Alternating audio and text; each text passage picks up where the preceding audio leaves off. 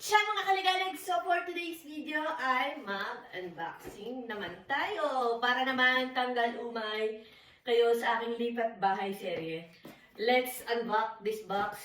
Lahat ba ay nakapag Black Friday na mga kaligalig? And ito ang aking na Black Friday for this year. Talagang nakapag Black Friday ka pa rin talaga, Lois. Ang lagay na yan, oh. Ito naman ay essential mga kaligalig. Kaya pagbigyan nyo na. Hindi mong paliwanag. So, let's unbox this. Ay, binuksan lahat ang kahon. Pwede namang hilahin lang pala to. Anyways. Nakalimutan ko na atang mag-unboxing mga kaligalig. Yung totoong buhay. Ayan. Tatanggalin pala talaga. By the way, this is from Douglas. Ta-doo! Ta-doo! So, I have here, nag-order ako ng Dynasty Cream by Beauty of Joseon.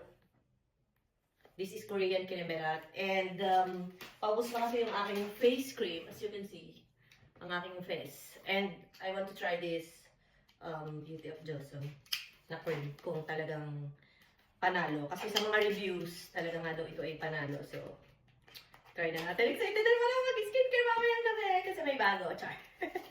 Ay. Ano nalaglag? Yung spoon. Dynasty Cream by Beauty of Joseon. 50 ml. Also, wala siyang amoy. Nice.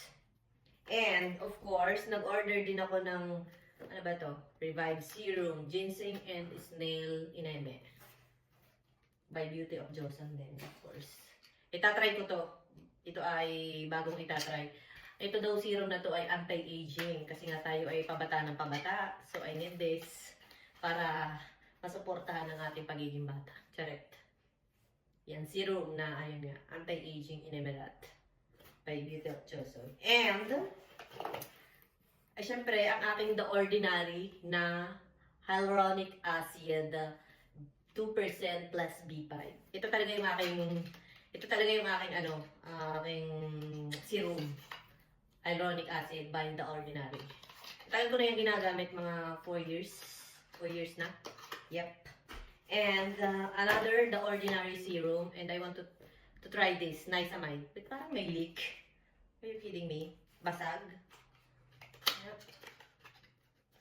Ito, and I want to try this yung Niacinamide na serum. Maganda din daw kasi to.